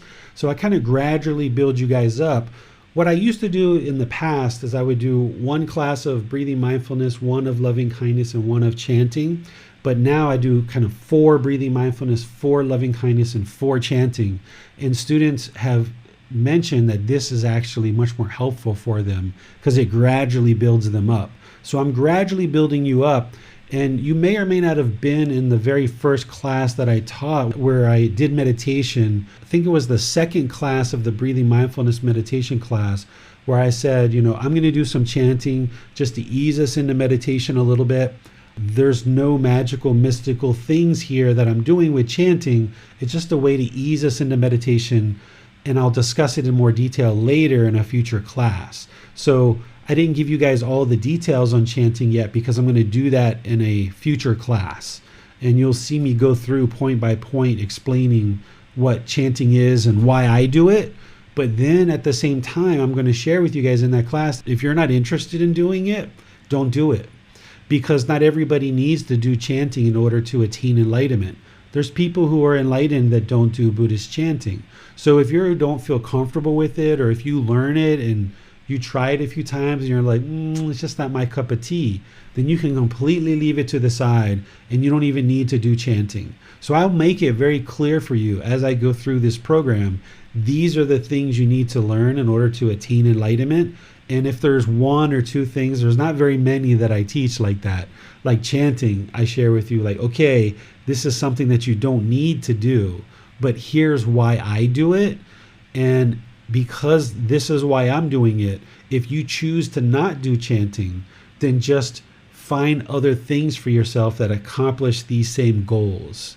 And I make that very clear. Chanting is probably the only thing that I can think of. And there's one other thing that I can think of that I do that I share in this book in chapter 11. And I say, this isn't required for everyone to do this, but I do it for specific reasons. And then I let you know what those reasons are. And then say, it's up to you whether you choose to do this or not. David, we have one more follow-up on chanting from YouTube. Sure. It asks, is there a reason you do not chant in English? I ask this because I haven't heard anyone chant in English. I used to chant some in English when I was doing chanting in America and I had a large community there.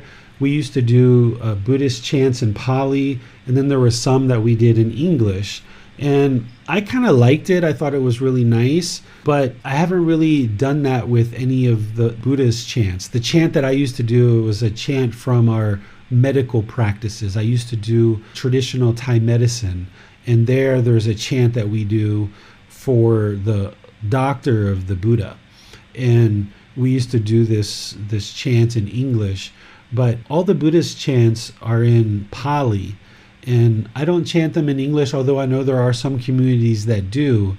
And the way that I introduce chanting and I teach it is I say, okay, here's what it is. I explain all the details of it and then explain why I'm doing it. And then I say, okay, it's up to you whether you choose to do this or not, because it's not a required part of practice. What I'm really most interested in sharing as a teacher is what are the core teachings to the path to enlightenment and sharing that with you.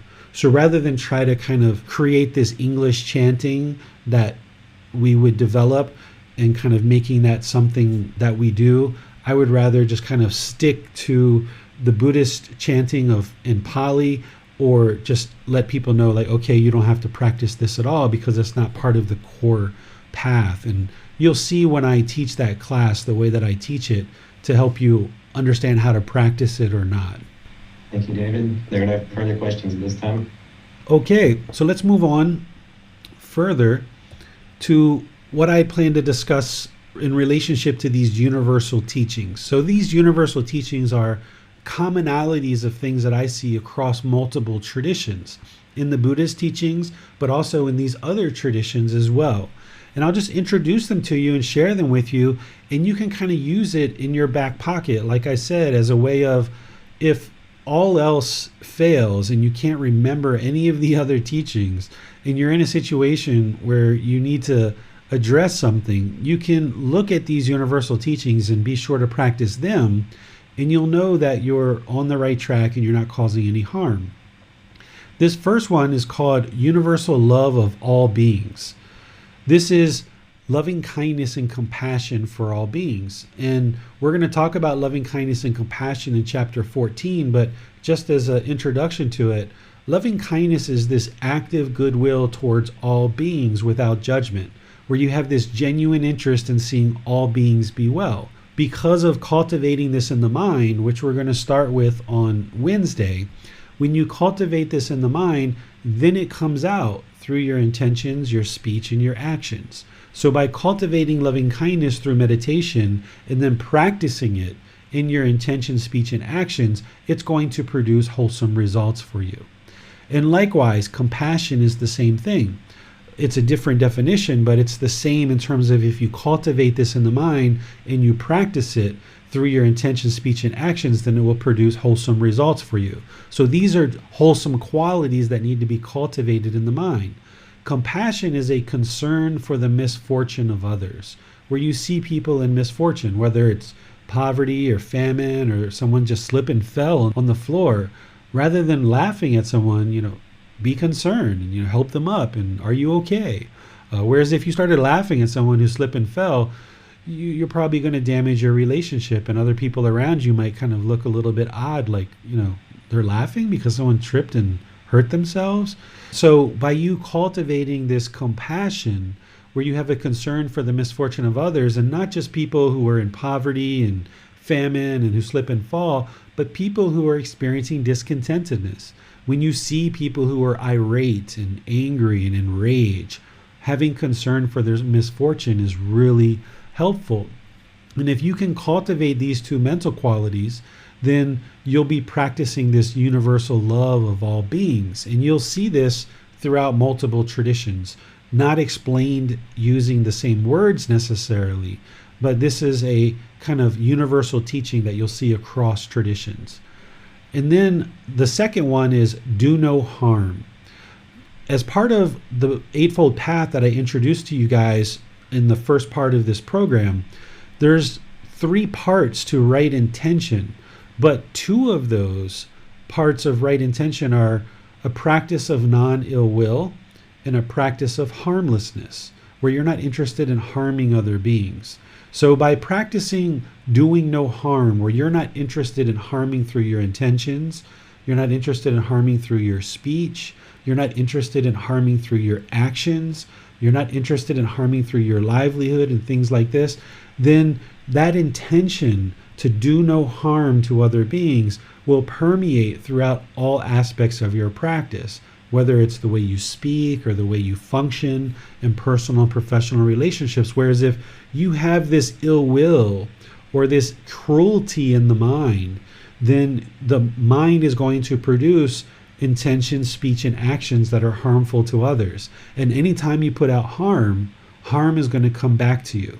So having this practice of doing no harm as a universal teaching is something that will be highly beneficial for you in your practice in developing towards enlightenment. And again, this is another universal teaching that you'll see throughout teachings like Jesus Christ, Prophet Muhammad, Hinduism, and Judaism, and other teachings as well, is this kind of aspect of one's practice of doing no harm. And we can see this very clearly in the Buddhist teachings as part of right intention. And then there's this third universal teaching, which is to be a good moral person. Morals are kind of living life to a higher standard, kind of high principles of conduct or moral conduct. The Eightfold Path of the Buddhas explain this as part of right speech, right action, and right livelihood. But if you take those same teachings that the Buddha shared, he again delivered it very concisely, very precisely, very clearly.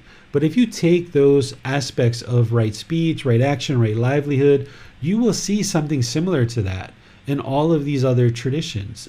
They'll be used and explained in their own ways, but they're essentially the same thing, that we have this moral conduct, that we're conducting ourselves through our speech, our actions, and our livelihood in a way that we hold high principles and high standards of conduct for ourselves, because we know that that's a good way of being, that's a good thing to do, that practicing universal love of all beings, do no harm, and being a good moral person, this is going to create better results for us.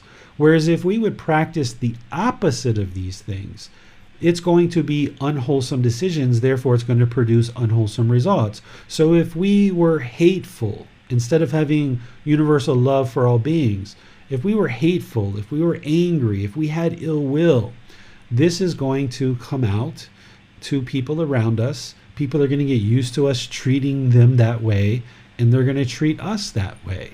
That's the karma coming back to us. That's the results of our decisions. This karma or karma, it's not this mystical, magical thing in the sky.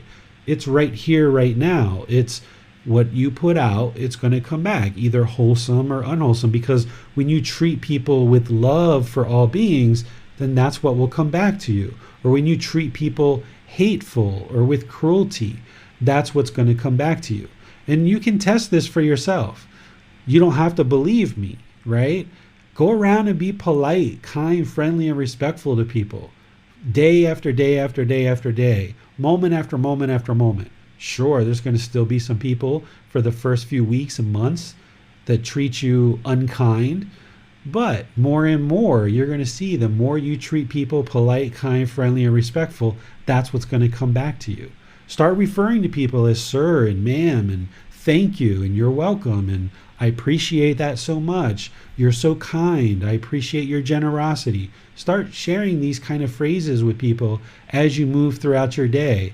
And you'll see that life gets easier and easier because people are going to start associating this love that you have for others with you, and they're going to treat you exactly the same way. My son, he's 9 years old now, and I kind of knew when he was an infant, he was a baby, that someday, of course, he's going to start talking.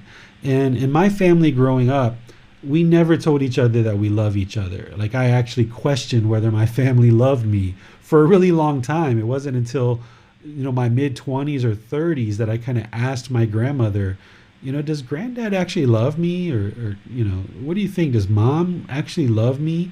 Because she was the one person that I could talk to. We didn't talk and tell each other we love each other growing up. So when my son was born and I knew he was going to be talking someday, I was interested in him sharing with me that he loves me. And I was like, okay, well, if I'm ever interested in him sharing that he loves me, then I'm going to have to share with him that I love him.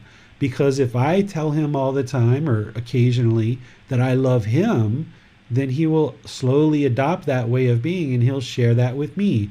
So even before he started, talking, as a lot of people do, with an infant or with a baby, you can tell them, I love you. Oh, you're so cute. We can do these things. And then by the time my son grew up and he got older and older, he started telling me and his mom, I love you, Dad, or I love you, Mom. Not because I told him to do it, not because I asked him to do it, but just because there was probably 3, 4, 5 years where I was saying those things to him from infancy all the way up to 3, 4, 5 years old. And then when he started talking, he eventually started saying, I love you. Well, why? Because that's my karma. That's the results of my decisions. Because I said I love you often and frequently, he started saying it to me. Whereas if I was a hateful father and if I was vindictive and I was aggressive with him and hostile with him growing up, that's the way that he would have been towards me. So you can see this in your life, that if you have a lot of hostility around you, a lot of anger and irritation and aggressiveness around you, that's because that's what you're choosing. You're probably functioning in that same way, and or you're choosing those kind of people to be around you. Whereas if you're noticing that people are pretty loving and very kind and friendly around you, that's because that's what you're putting out. So by you practicing universal love for all beings, you will see that this will result in coming back to you. And conversely, if you practice the opposite, cruelty and hatefulness, then that's what will come back to you.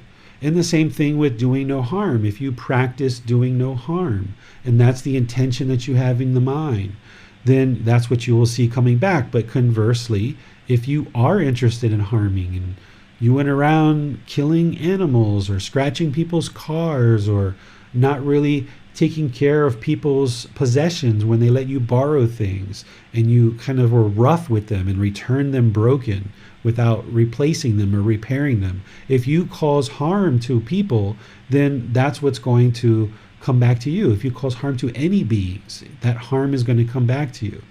And also with this good morality or being a good moral person. If you practice that, then that's what you see people will practice around you. Whereas if you're unwholesome and you aren't practicing good morals, let's just say you're stealing and you're lying and you're having sexual misconduct and you're using drugs and substances that cause heedlessness and doing these other unwholesome things in the world, then you're going to attract those kinds of individuals to spend time with you, and you're going to be okay with that. And more people are going to be practicing those kind of things around you. So it's when you clean up your practice that you will attract more and more wholesomeness in your life, and you will see that things will gradually improve. There's certainly this training that you need to do with the mind in order to cultivate this mind, in order to practice these things. But the more that you do cultivate that mind, purify the mind, and train the mind to practice in good, wholesome ways, then more and more people around you will be practicing in that same way. And you will see the condition of your mind and the condition of your life gradually improve. And these are the three universal teachings that I see across all these traditions with the exposure that I've had to various traditions. And I would encourage you all to take note of this and reflect on this and look at this as a way of kind of a baseline teachings that will then propel you on the path to enlightenment, and also be that kind of fallback teachings that should you ever be confused and you're not quite sure how to actually practice the teachings in a certain situation, you can kind of fall back to these three universal teachings and make sure that you're always practicing with universal love for all beings, do no harm, and be a good moral person. So let me turn the rest of the class over to you guys for any questions that you have. You can put those into Facebook, YouTube, or Zoom. Or if you're in Zoom, you can electronically raise your hand and ask any questions that you like. Let's start off with a question from Nick. Hello, teacher. I got a question from Christina coming in. She asks, when others are set to do you harm, how do you protect yourself but still show love, compassion, and doing no harm? If somebody was meaning to do me harm either physically or verbally, I would just remove myself out of the situation and just completely go away from that person 100%.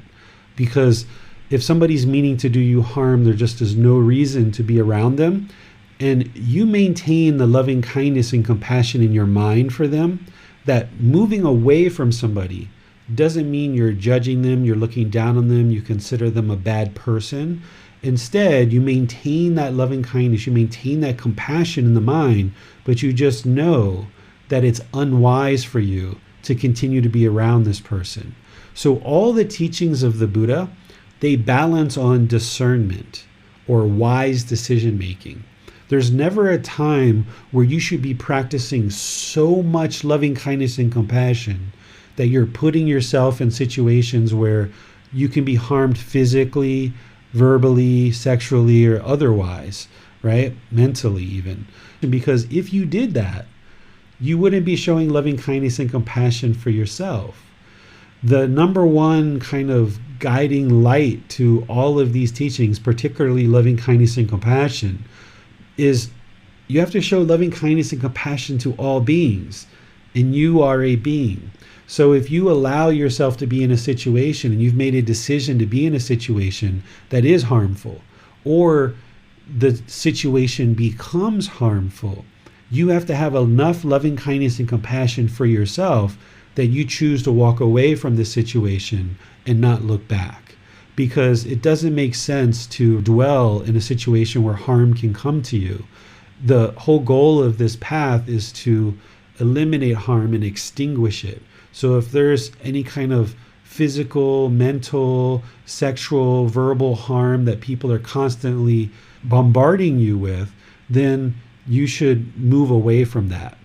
With one caveat, you have to also look at whether the harm that you're perceiving, is it true harm, or is it just something that your mind is perceiving? So, of course, if someone's standing there with a bloody knife, that's physical harm. You need to kind of move away. But if someone says something like, "Oh, what did you do with your hair today?" Right? And you get offended by that, they haven't necessarily done anything wrong, but the mind is just choosing to get painful feelings and irritated and angry with that person. So you've always got to evaluate with this discernment, is this true harm that's coming to me that this person is trying to inflict on me? Or is this harm that I'm perceiving in the mind just painful feelings associated with my own craving, desire, attachment? And if it's just perceived harm, if it's just painful feelings based on your own craving, desire, attachment, then the real problem here is your craving, desire, attachment. You've got to eliminate that. Because if you just walked away from every time you received painful feelings based on your own craving, desire, attachments, if you kind of push those people away, that would be aversion. And you're going to just be blocking people out of your life.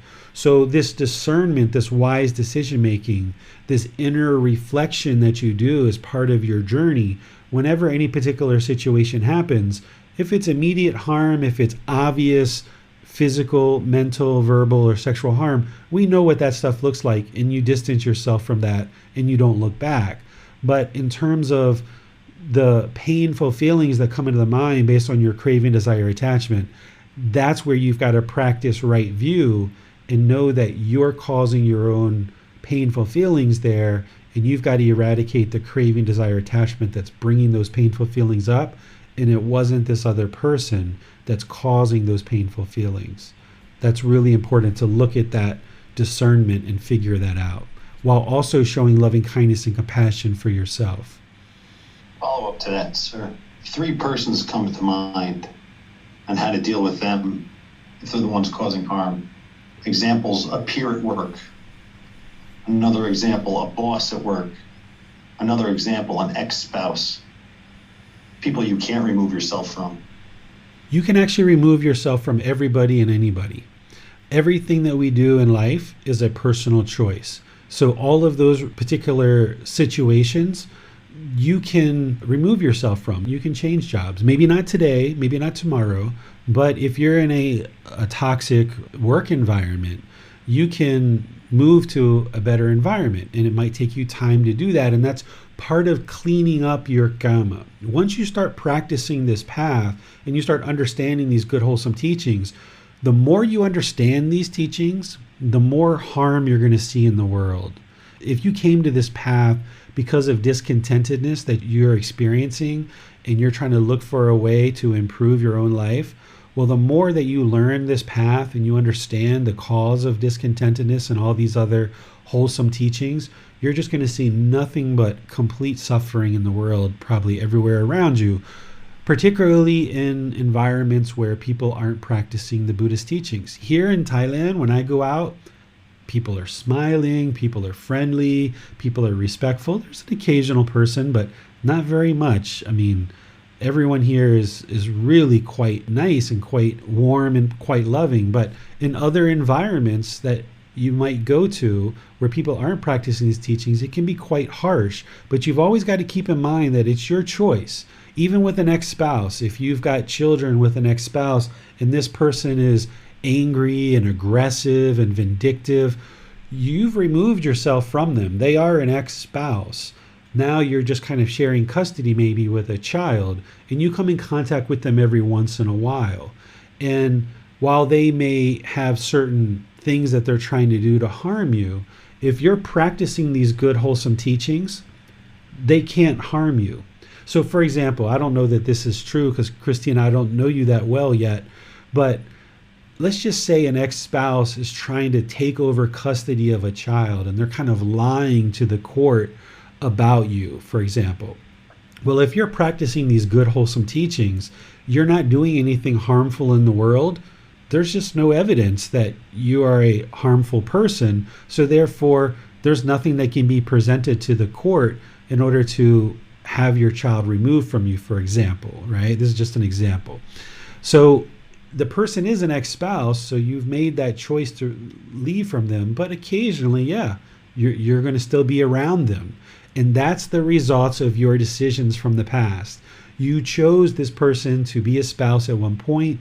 You chose for this person to be the father of your child at one point. And those are all decisions that you made. And now you're experiencing the results of those decisions. And while this person may be hostile and aggressive and vindictive, you only see that person a limited time, and you're having to slowly distance yourself from that. But by you practicing these good, wholesome teachings, there's no harm that this person can do to you.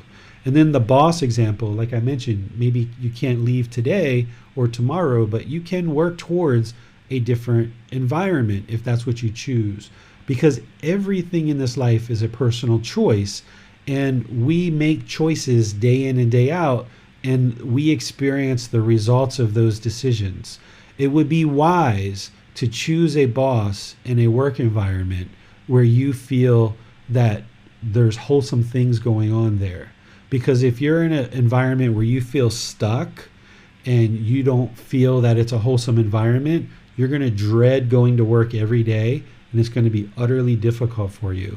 So if that's part of what you're experiencing, I would suggest you work on cleaning that up over whatever period of time. It might mean going back to school. It might mean getting some more education. It might mean doing some other things. But over the course of many months or years, you can clean up that decision and move into a better environment. And then at the same time, you're learning and practicing these teachings, so the things that other people are doing around you aren't affecting your mind in the same way as they might be right now.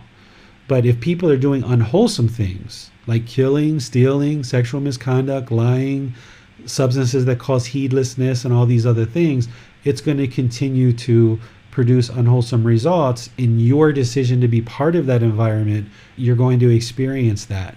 So you need to kind of gradually move towards what the Buddha talked about, is having wholesome friends, wholesome companions, and wholesome comrades. Not as a way of judging people or looking down on people, but just choosing to associate with people that are wholesome. And oftentimes people who are on this path to enlightenment, your community of practitioners, Nick, Bassam, James, Jacqueline, Donnie, Judith, all these people that are regularly attending these classes and that are participating in the Facebook group, and all the people that are coming together, this is like your community. These are people that have similar interests to you. They're all interested in cultivating wholesomeness in their life. And this is why Facebook is so great, that you guys can friend each other. You can participate in conversations and discussions with each other. And you can start cultivating friendships with people that are into wholesome things, which may not be something that is very easy for you to do in your hometown. It might not be easy for you to find people that are into these kind of wholesome things. But here in this community, you've got hundreds and hundreds and hundreds of people now coming together more and more that you can reach out to and connect to that are into these wholesome things. And that's where you build your wholesome friends. Thank you, teacher. Those were experiences from the past. It's great wisdom to have for the future. There's another question coming in from Lena. Can I pause for a second, Nick? So, yes, sir. Just to clarify on what you just said about the past, right? So we make certain decisions in the past that we're experiencing the results of today, because when we make a certain decision, we don't necessarily get the results right away. There's decisions that we've made in the past. It could be a couple of days ago, a couple of weeks ago, a couple of months, a couple of years ago, that ultimately we experience the results of today. And we're experiencing those results right now based on our experiences and decisions that we've made. We experience those results. Well, you're continuing to experience the results of those decisions in the past, but you've got to purge all of that. You've got to clean all of that up. Not just you, Nick, not just Christina, but everybody on this path to enlightenment. Once you start learning and practicing the Eightfold Path, and you start producing all wholesome decisions through right view, right intention, right speech, right action, right livelihood, right effort, right mindfulness, and right concentration, you're essentially burning off the unwholesome decisions that you've made in the past, and you're cleaning up your decisions. And you've got to experience more and more and more decisions over a year, 2 years, 3 years, 4 years, where you're just producing nothing but wholesome decisions through this Eightfold Path, and you're essentially burning off the results of the decisions you made in the past. A person like an ex-spouse, if you've got a young child like 8, 10, or 12, you've kind of got 6, 8, 10 more years to burn that off before maybe you're not around this person so much because your child has reached the age of 18 and there's no longer visitation going back and forth. But even still, at marriages or college graduations, every 3 or 4 years, 5 years, you're going to see this person, but you're kind of burning that off more and more. If you've made decisions about certain friends or certain jobs, or we've all made certain decisions in the past that we realize, wow, that wasn't the best decision, especially now that you're learning these teachings. You might look back and say, wow, that wasn't such a good decision. Well, now that you are learning these teachings and you're making wiser and wiser choices that are leading to more and more wholesome outcomes, you've got to look at those decisions you made in the past and clean those up through practicing these teachings and making sure that you fix those decisions. Sorry, Nick, I know I'm answering your girlfriend's question. I know this isn't true, but say you picked a partner, Christina, that was unwholesome and you were with that person right now, which isn't the case. But if you were, then moving into these teachings, someone either needs to clean up that relationship and make it more healthy and make it better and kind of work together as a couple to improve that, or the person might need to actually move on and they might actually need to end the relationship and move on. And this is part of cleaning up your relationships, cleaning up your karma, cleaning up the results of your decisions. And every single person on this path will need to be able to do that in order to get to this peaceful, calm, serene, and content mind with joy. Because if you're surrounded by 10, 20, 30 people who are just hostile and aggressive and bombarding you with nothing but negativity day in and day out, you're going to find it very difficult to ever get to a peaceful, calm, serene, and content mind with joy. Even though all of your work is inward and inside, if you're surrounded by nothing but negativity, it's going to be really hard for you to work on your own mind. So that's why the Buddha teaches that we should cultivate relationships that are wholesome, and we should have wholesome friends, companions, and comrades, because if you surround yourself by more and more wholesomeness, then it will tend to promote you developing a wholesome mind where you're cultivating wholesome qualities.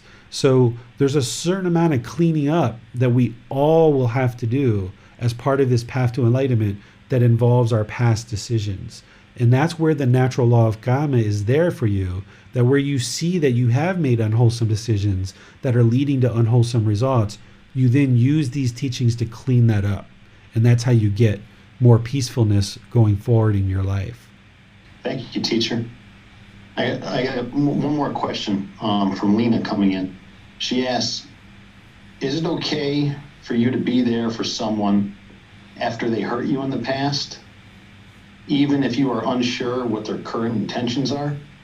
Yes, but you have to understand what is this hurt. If somebody hurt you, if somebody physically hurt you, okay, they actually physically hurt you, right?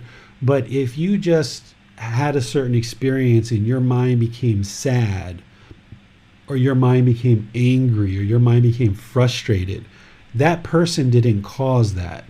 Your own craving, desire, attachment did.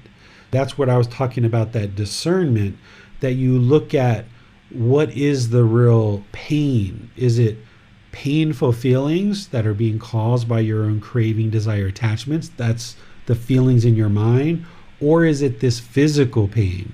Is it this other type of pain that can be inflicted upon us by another person? And I'm thinking like physical pain or sexual abuse or things like this. Those kind of situations, if you would like to still be around the individual, that's your choice. But you have the understanding that this person can potentially physically harm you, and they've done that before. You can distance yourself from somebody while keeping yourself safe and not engaging in further decisions that would cause harm to the physical body, for example. So you can choose to separate from somebody while having loving kindness and compassion for them, but just not putting yourself in a situation where they can do further physical harm to you. If somebody's hostile and aggressive verbally with you, and you're like, I'm just not interested in being around this person very much, you can choose once again to distance yourself from that person, hold loving kindness and compassion for them in the mind, and then just in your mind wish that they're well, and just know that it's best if you don't spend a lot of time with this person, because that kind of conduct coming from another person is going to erode your mind. It's going to degrade your mind. It's going to make you feel lesser of a person. It's going to diminish you. And it's going to be really hard for you to develop this peaceful, calm, serene, and content mind with joy if there's people around you that are diminishing you and degrading you and saying really hurtful and harmful things. So whether these people are family members or friends or co-workers or what have you, we can always make the decision to distance ourselves in most cases. Unless we're a minor living with a parent, we can in most cases move away from this and kind of distance ourselves from it as we work on our own practice. And oftentimes that can be one of the best things you can do for this other person.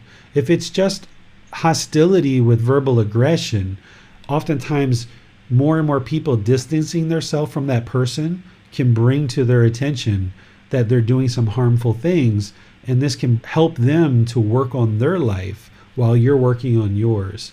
So I don't ever suggest anybody stay in any kind of harmful situation, but if that's what you choose to do, just know that that's what you're choosing to do, and that harm can always come to you at any time, and that's the result of your decisions. We have a question on Facebook from Adrian. Does compassionate action sometimes mean just being present and listening, not always needing to have the answers, protecting and/or doing something for the other person? And how do we know when to do more than listen so it generates good karma? Yeah, see, this is a perfect example of something I was just saying earlier towards the beginning, is that this compassion that we practice, concern for the misfortune of others, that's the general guidance that the Buddha is sharing. But there's kind of 10 million different ways to practice that. And here's one example where it might be just listening and understanding the person and just giving them someone to listen to. And that can be a way of practicing compassion, where there's other variations of that we can do. And every situation's different. There's no way for me to give you any kind of variables in which to determine, when's the right time to listen, other than I always think listening is always good. Asking questions is always good. And if you think that you would like to help this person, but you're not sure of whether they're open to your advice, you can just ask them, would you like me to just listen, or are you interested in me providing you some thoughts and some advice? Ask the person what they're interested in, rather than just kind of assume that they want you to sit there and listen, or rather than assume that they want you to give them solutions and offer advice. Ask them what they would like, and then when they answer, then you know. Questions are very, very good practice. Rather than just broadcasting the way that we sometimes do, it's better to always ask questions to people, and then you get to hear what's in their mind and what they're looking for and how you can be a good friend or a good life partner or a good parent. And asking questions is very, very helpful. So I wouldn't be able to give you any kind of exact advice of say, if they did this, then you do that. And if they did this, you do that. This is like a decision tree that doesn't rely on your wisdom and your free will choices, your discernment, your wise decision making.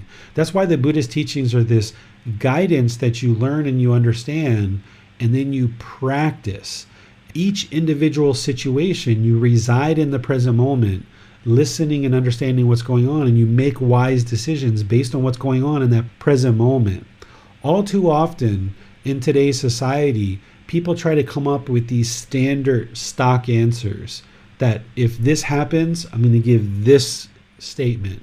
If that happens, I'm going to say this. And there's no permanent answer that you can give that's right in all situations. So that's where you've got to be a compassionate individual. You need to be a loving and a kind individual and reside in the present moment, taking in the information that's there for you and make a wise decision that's going to be unique to that individual, to that situation, to that time and place. And if you're using these universal teachings of universal love of all beings, do no harm, and be a good moral person, then you know that you're coming from the right place and you're just interested in helping this individual. And then that's where you look to your questions and ask them what they need. How can I help you in this situation? What do you need from me? What would make this better for you? Is there something I can do to help you in this situation? What is it that you need to make this better?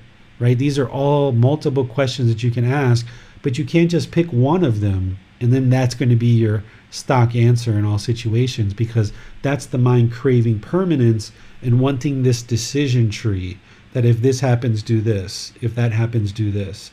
We've got to be wiser than that.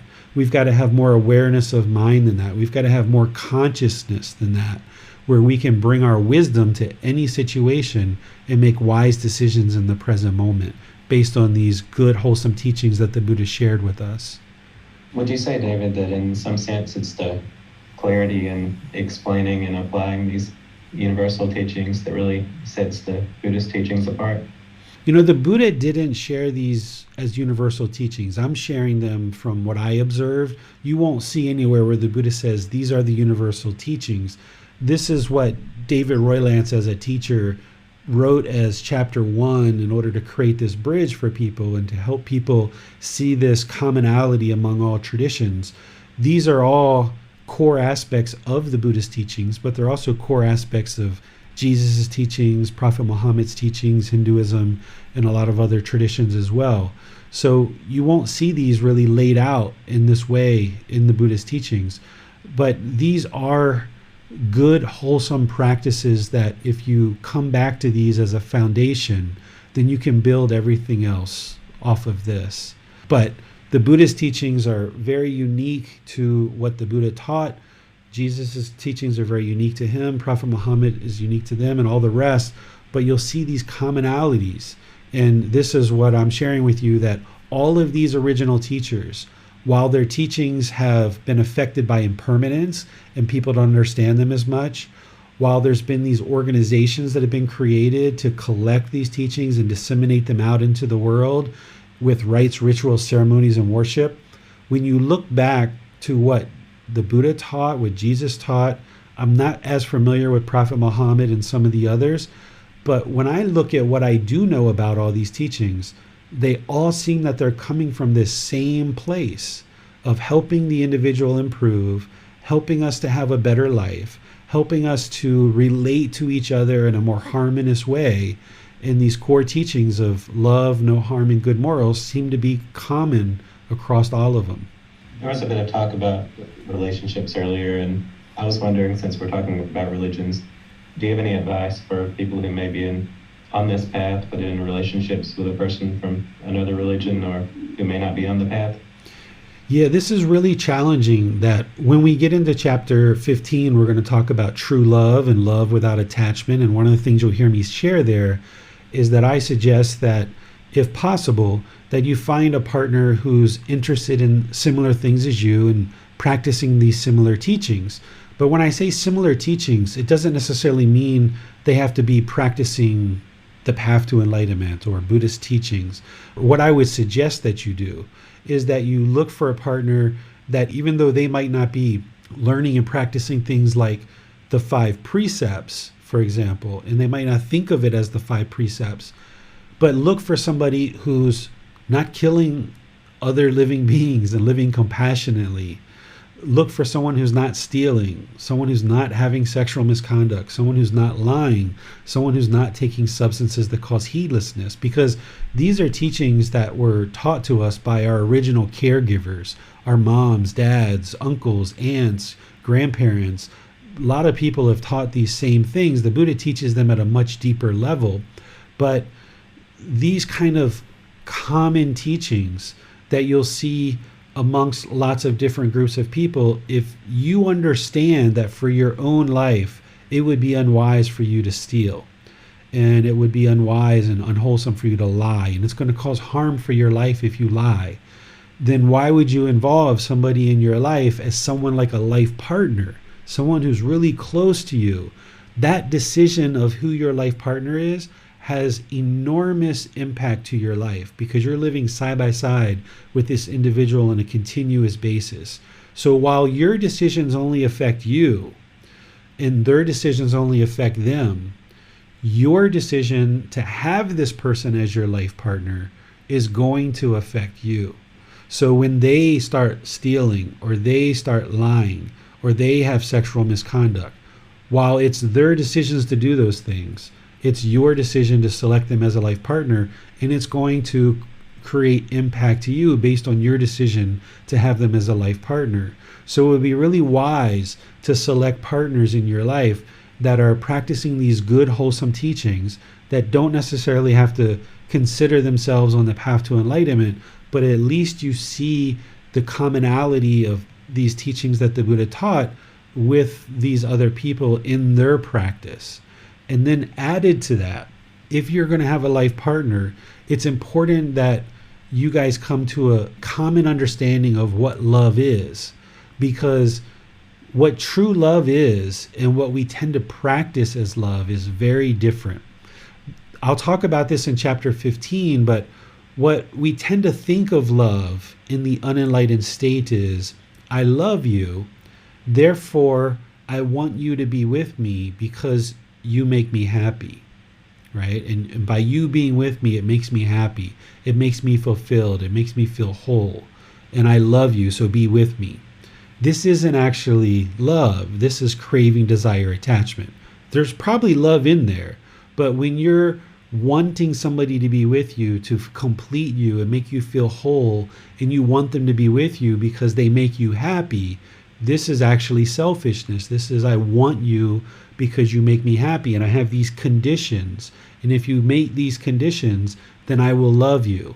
And if you stop meeting these conditions, then I don't love you anymore. I've fallen out of love with you. This is why people say I've fallen in love and I fall out of love. It's actually not love that they're talking about. It's actually, you're meeting my conditions, so therefore I love you, and I'll say I love you. And then when you stop meeting my conditions, I will stop loving you. This is actually craving, desire, attachment. What true love is true love is, I love you, therefore I would like to see you be peaceful, and I would like to see you be well. Over here in the unenlightened mind, this conditional love is, I love you, therefore I want you to make me happy, and I want you to be with me. And as long as you're with me, I'll be happy. And as long as you meet my conditions, I'll be happy. But as soon as you stop meeting my conditions, I don't love you anymore, and I'm not happy with you anymore. You're out of my life. That's actually not love.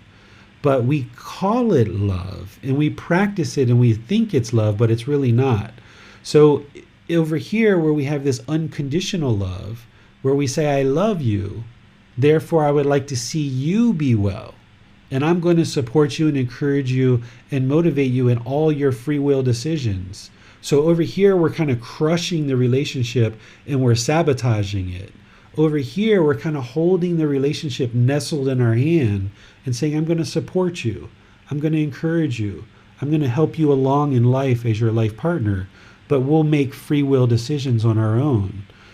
These two have completely different results, and they have completely different ways of practice in our life. So if you're with a life partner that's thinking this is love, this conditional love, while you're thinking and learning about this unconditional love over here, there's going to be a lot of conflict in the relationship. So when you're choosing life partners and you're dating, or you're engaged, or you're newly married, or you've been in a relationship for a while and you're spending time with each other, you've got to get to a point where you guys have multiple discussions about what true love really is and how you're going to practice this true love, so that you both aren't pulling and tugging at each other. Because if this person thinks love is attachment, and I've got to be attached to you at the hip every single moment, and you're thinking, oh, I don't like attachment, it leads to discontentedness, please leave me alone, like I just want to go off and do my own thing, then you guys are going to have challenges with each other. So when I say that you find someone who's practicing the same teachings, if they were practicing the Buddhist teachings, that would be ideal, but you at least have to get to this commonality where you're practicing this universal love for all beings and you know what that love is. You're practicing doing no harm and being a good moral person, and you have these genuine commonalities about the type of moral conduct that you're going to have in a relationship. Because if you guys disagree on these things, then it can be very difficult because you're pulling in different directions. Thank you, David. Let's get Abasam now for any Zoom questions. Mina has a question. She says, a question about goodwill towards all beings. When reading the newspaper and discovering some unwholesome behavior from business leaders or politicians, the mind has to work a bit deeper to not become attached to or have expectations of those who may do harm. Will this eventually be eliminated in the mind if continuing the practice of letting go? It's not going to automatically let go from the mind. There's nothing in this practice that's going to automatically just fluff off from the mind. You have to take conscious decisions to actively work to eliminate these things from the mind. What this is if you're reading the newspaper, you're watching the news, and there's things that are going on in the political world or in community leaders, and you're angry because of the decisions that other people are making, this is the mind not comfortable with other people making decisions and disagreeing with those decisions and wanting the world to be a certain way. This is the mind holding on for the world, craving for the world to be a certain way. And this is where you've got to let go. And you got to realize that there's 7.5 billion people in the world. Everybody's making different decisions that they think is in their best interest or the best interests of the world. And you're not going to agree with all of those decisions. And you don't have to. And your prime minister, your president, your politicians, your community leaders, even back to life partners, your life partners are going to make decisions that you disagree with.